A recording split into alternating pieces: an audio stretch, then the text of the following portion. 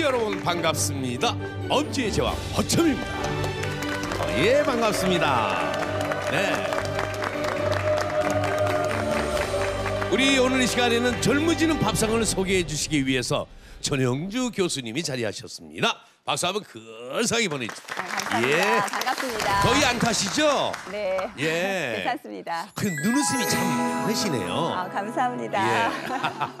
허참 선생님 혹시 노노족이라는 말을 들어보셨어요? 뭐 노노, 야 타 이러면 노노족 아닙니까? 아닙니다. 네. 그 첫 번째 그 노는 영어로 애노, 그 아니오라는 뜻이고요. 예. 두 번째 노는 그 늙을 노자입니다. 그래서 늙지 않는다. 예.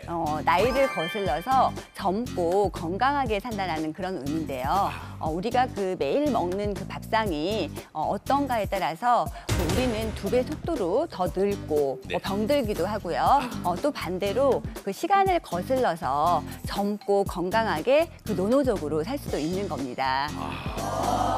그래서 제가 오늘 예. 그 생체의 나이를 되돌려줄 그 단백질에 대해서 궁금한 점을 설명드리겠습니다. 아이고, 잘 부탁합니다. 오늘 엄지의 제왕에서는요, 단백질 밥상의 놀라운 힘에 대해서 알아보겠습니다. 활백세 시대 단백질을 알아야 한다. 노화를 방지하고 노화를 예방하는 그런 측면에 있어서는 가장 중요한 부분이 바로 단백질이 되겠습니다. 그러면 김 교수님은 단백질을 얼마나 오버해서 드셨길래 그렇게 젊어졌어요? 근육이 부족해지고 단백질이 부족해지면 더 큰 문제는 우리 뇌, 머리도 문제가 된다는 것이죠. 사실은 치매와 관련돼서 그냥 드시면 치매를 예방하실 수가 있습니다. 단백질을 최고로 먹을 수 있는 방법에 대해서 알려드리겠습니다. 숲에서 나는 최고의 단백질. 닭가슴살 대신해서 먹는 그런 보디빌더들도 많이 있고요. 동서양 영양학자들의 견해로 봐도 최고의 음식 중에 하나로 꼽는 분들이 많죠. 어때요? 이걸 먹었을 때 제3세계의 어떤 맛을 느낄 수가 있습니다. 아니, 지금 단백질의 힘 지금부터 공개합니다. 여러분, 활백세 시대라는 말을 들어보셨습니까? 그냥 백세가 아닙니다. 쌩쌩하고 건강한 활백세 시대. 바로 그 비결이 밥상에 있다고 합니다. 김규남 교수를 모시고 알아보겠습니다. 박수로 환영해 주십시오.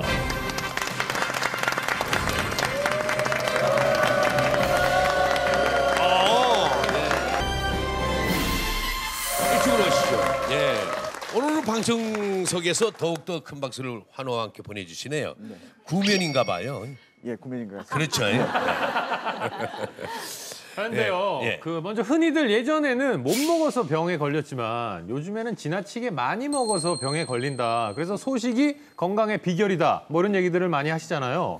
그런데 건강을 위해서 뭘 더 먹으라는 얘기입니까? 예, 맞습니다. 요즘은 이제 영양 과잉 시대, 그러니까 당분도 많고 지방분도 많고 너무 많이 먹어서 걱정이라고 말씀을 하시지만 실제로 정확하게 말씀을 드리면 영양의 과잉이 아니고 영양의 불균형이죠. 그러니까 적정하게 유지를 해야 되는데 어느 건 너무 많고 어느 건 너무 적고. 그래서 오늘 말씀드릴 단백질이 바로 부족하기 때문에 말씀을 드리겠습니다. 불로초가 아닙니다. 그죠? 예, 비싼 약도 필요 없습니다. 예, 단백질 100세까지 건강하려면은 단백질을 알아야 한다. 자, 김규남 교수님, 단백질을 왜 우리가 챙겨 먹어야 합니까? 예, 우리 허찬 선생님께서 활백세 말씀하셨는데요. 예. 다들 아시죠? 9988.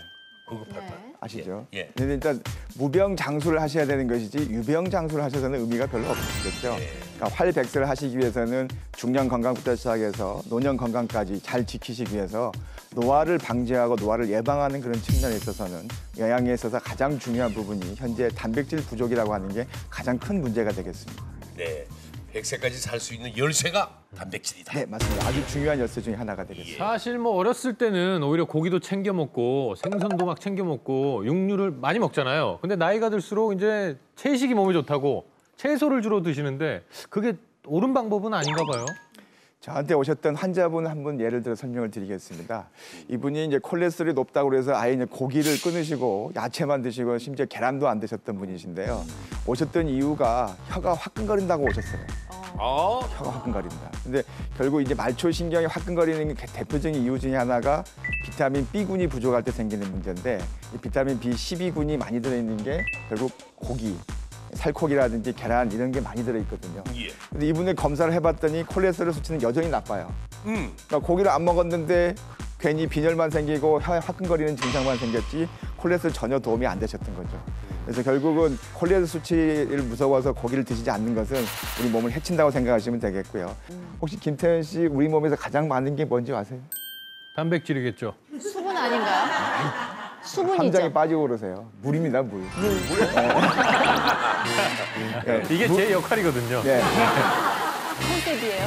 결국 이제 물이 가장 중요합니다만 그 다음으로 중요한 게 바로 단백질이 되겠습니다. 머리카락, 손톱, 발톱, 피부, 근육, 뼈 없으면 어떻게 되죠? 지금 제가 읽은 모든 쪽이 주저앉아 버리겠죠. 결국 단백질이 없으면 우리 몸의 건강을 유지할 수 없다는 게 바로 이런 면에서도 더 드러난다고 볼 수 있겠습니다. 예. 자, 서재걸 원장님, 만약에 단백질이 부족하면 몸에 어떤 문제가 생기는 겁니까? 네, 영어로는 이제 단백질을 프로테인이라 그러는데 그 그리스어로 프로토스라는 말이 가장 중요하다는 뜻입니다. 예, 그러니까 정말 그 중요하다는 네. 게 되겠죠, 단백질이. 네. 근데 우리가 혈색소 그러면 헤모글로빈 수치를 보고 왜 빈혈이 있는지 없는지를 평가하는 거 있잖아요. 네. 그 글로빈이라는 그것도 결국 단백질이에요. 그러니까 단백질 섭취가 너무 안 되는 사람이 헤모글로빈이 부족해서 산소 운반을 잘 못하면 세포 내 산소 공급도 잘 안 될 수가 있는 거죠.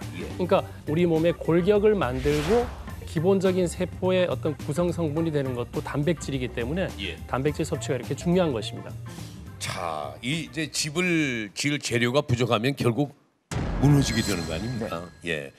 우리 몸을 구성하는 단백질이 부족하면 마찬가지로 심각한 문제가 생기는 겁니다. 맞습니까? 네, 맞습니다. 예. 앞서 말씀드린 것처럼 이제 우리 몸의 문제도 말씀을 드렸습니다만은 더 중요한 문제, 더 큰 문제는 우리 뇌, 머리도 문제가 된다는 것이죠. 외모 나이를 결정하는 가장 중요한 것이 단백질이라고 합니다. 피부의 나이, 노화를 방지하고 뇌의 기능을 좌지우지하는 건 기법 중에 하나가 단백질 섭취를 충분히 해주실 필요가 있는 것이죠. 저도 동안이라는 소리 나오는데 누가 더 젊어 보입니까? 근데 누가 나이가 많아요, 실제로? 아이 참. 아니 제가 더 젊어 보일 것 같은데. 그러니까 평상시에 단백질만 잘 챙기셔도 이런 보톡스 주사가 필요 없으실 수 있다는 것이죠. 앞으로는 피부과 아니고 이제 고깃집을 가도록 하겠습니다. 사실 치매와 관련돼서 그냥 드시면 치매를 예방하실 수가 있습니다. 동서양 영양학자들의 견해로 봐도 최고의 음식 중에 하나로 꼽는 분들이 많죠. 간편식으로도 활용할 수 있는 단백질 덩어리를 오늘은 좀 소개해드리려고 합니다. 이걸 먹었을 때 제3세계의 어떤 맛을 느낄 수가 있습니다. 누구에게나 필요한 단백질 지금부터 좀 더 자세히 알아보겠습니다. 더 중요한 문제, 더 큰 문제는 우리 뇌, 머리도 문제가 된다는 것이죠. 머리도 늙는다는 것이죠. 뇌도. 네. 그게 무슨 말씀입니까? 실제로 구조적으로 보시면 그러니까 치매가 오신 분들의 그 머리 사진을 찍어보면 뇌가 이렇게 쪼그라져 있는 거예요. 크기가 작아져 있는 겁니다. 우리가 이제 전문 용어로는 뇌 유축이라고 하는데요. 뇌 건강을 위해서는 신경 전달 물질이라고 하는 우리 뇌의 신호를 서로 주고받고 하는 소통하는 아주 중요한 물질이 뇌 신경 전달 물질이 되겠는데요.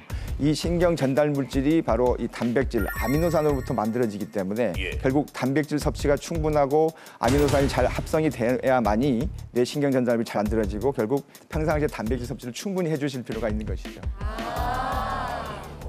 큰일 났네요. 뇌가 쪼그라든다고요? 야, 이거 보통 일이 아닌데요. 또 우리 허창 형님이나 저나 주로 야채를 많이 키우지 않습니까? 기르지 않습니까? 그렇죠. 이 야채 이런 것만 키울 게 아니라 거기 집 앞에다가 우리 닭하고 뭐 이런 것 좀 키워야 되는 거 아니에요? 고기를 먹어야 된다는 얘기 같은데 안 쪼그라지려면은 그죠? 키우세요. 예. 아니 요즘 어른들이 성인병 예방한다고 주로 야채만들 많이 먹어요. 예. 이 선생님 얘기 들어보니까 고기를 좀 먹어야 되겠네. 그건 옳은 말씀이에요. 고혈압, 콜레스테롤 이 문제 때문에 고기를 안 드시는 분이 너무나 많습니다. 사실은 이제 고기에 들어있는, 즉 우리가 살코기에 들어있는 포화 지방 때문에 사실 두려워서 잘 안 드시게 되는 건데요. 역설적으로 이 근력을 유지하고 혈압을 유지하고 콜레스테롤 수치를 안정화시키려면 단백 섭취를 충분히 하셔야만이 혈압 관리에도 도움이 되고 콜레스테롤 관리에도 도움이 됩니다. 근육이 없어지면, 근육이 약해지면 결국 그 일을 대신하는 거는 뼈죠. 그러면 뼈에 힘이 가하 부하가 걸리게 되면 결국 그게 바로 골병이 되는 거죠. 골병. 예. 그러니까 근육이 부족해지고 단백질이 부족해지면 뼈에 부담이 되기 때문에 결국 골병으로 가는 그런 큰 문제가 발생하겠습니다. 아유, 우리가 골병 든다. 네. 바로 그게 그거군요. 맞습니다. 근육이 빠진다. 자, 박상리 원장님, 정확히 어떻게 되는 겁니까? 그러니까 근력이라는 게 결국은 이제 근육의 힘이 근력이잖아요. 네. 그러니까 근육의 힘이 빠진다는 얘기죠. 그럼 어떻게 되겠습니까? 우선 이제 기본적으로 이제 일상생활을 하는데 힘이 없겠죠. 예. 기운이 없어지는 게 우선 첫 번째 증상이고요. 이제 이게 더 심해지면 이제 뭐 잘 넘어지거나 하는 문제가 생길 수 있거든요. 그래서 낙상의 위험이 높아지고 그게 이제 골다공증과 겹쳐지면 골절로 이어질 수가 있고요. 또 실제로 이 근력이 떨어지는 게 점점 가속화돼서 이제 한 60, 70대 되면 젊을 때에 비해서 거의 뭐 40% 정도로 이제 근력이 감소를 하거든요.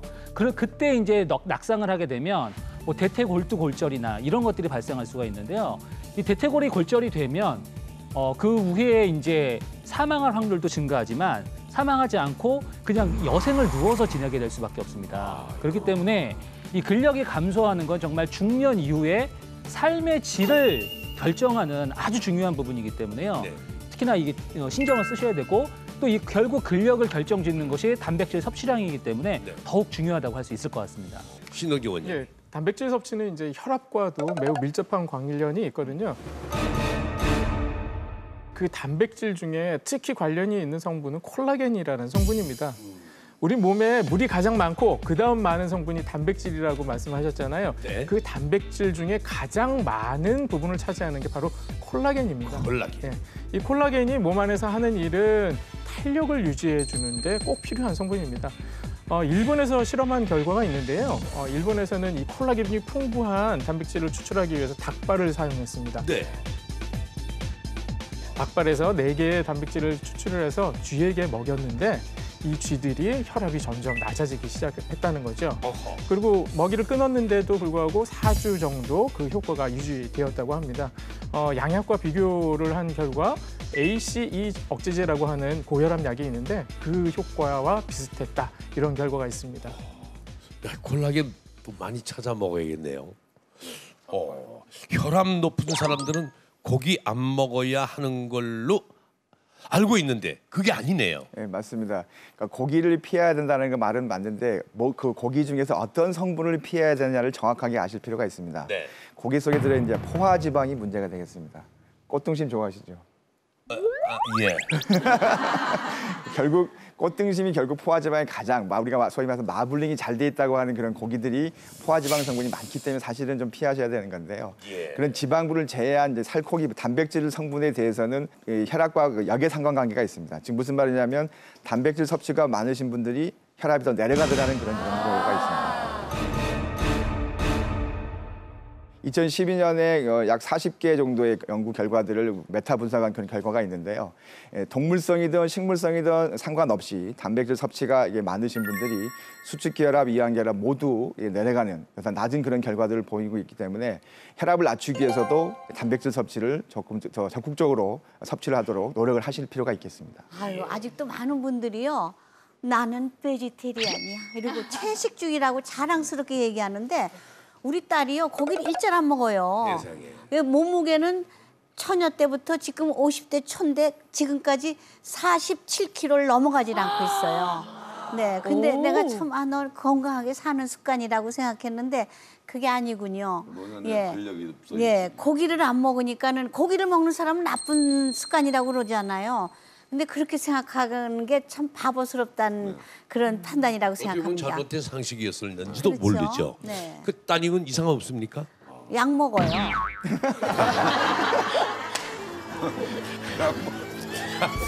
결론이 그거 아닙니까?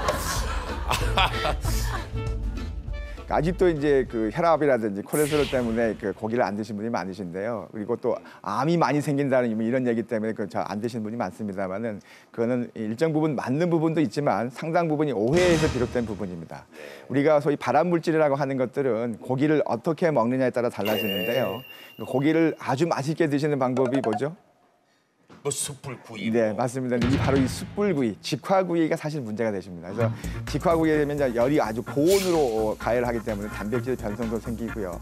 또 하나 이제 탄 그런 성분들이 발암 물질이 되기 때문에 그런 문제가 하나가 있겠고, 가공육, 햄이나 소세지처럼 이렇게 색소 같은 게 들어가 있는 아지산염이 포함되어 있는 이런 가공육들이 문제가 되는 건 맞습니다만은 그 지방에서 이제 지방부를 제거하고 핏기를 제거하고 그다음에 흰색 고기들 생선이라든지 닭고기 이런 것들은 실제로 안 발생하고 사실 별 상관이 없습니다. 그래서 같은 고기라 하더라도 지글지글하게 태워서 먹을 것인가 아니면 담백하게 우리가 보통 수육이라고 하는 것처럼 담백하게 기름기를 빼고 먹기 좋게 만들어서 먹을 것이냐에 따라서 아주 결과가 상반되는 결과를 가져올 수 있겠습니다.